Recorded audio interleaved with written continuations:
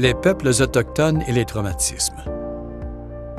Les entreprises cherchent à promouvoir un milieu de travail diversifié, inclusif, respectueux et sécuritaire.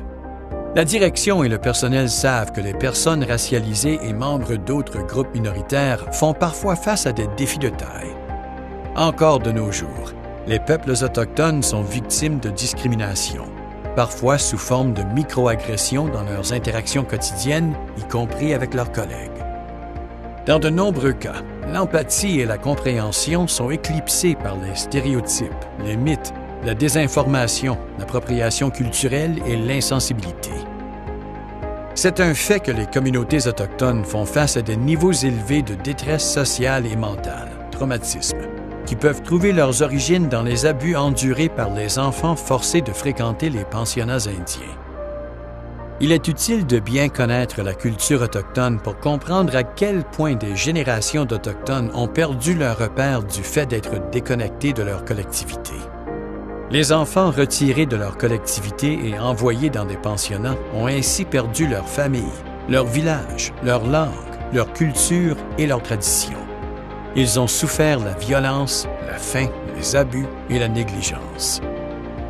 Les traumatismes graves qu'ont subis les survivants des pensionnats indiens ont eu une incidence sur leurs relations interpersonnelles. Ces traumatismes leur ont causé une douleur énorme et on ne leur a fourni aucun soutien pour apprendre à y faire face.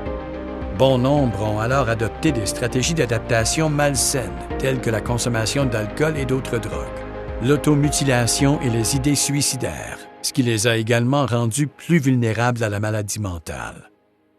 Les allogènes partagent la responsabilité des peuples autochtones de les aider à guérir afin de promouvoir la décolonisation. Ils et elles doivent pour cela les écouter et apprendre à leur contact. Ensemble, nous devons comprendre comment des événements traumatisants peuvent susciter involontairement des émotions douloureuses, de la frustration et de la colère. En même temps, nous devons nous efforcer de nous apprécier, de nous respecter et de nous comprendre. Enfin, ce qui est peut-être le plus important, c'est ce que les peuples allogènes ne doivent pas transférer la responsabilité de leur apprentissage aux personnes autochtones.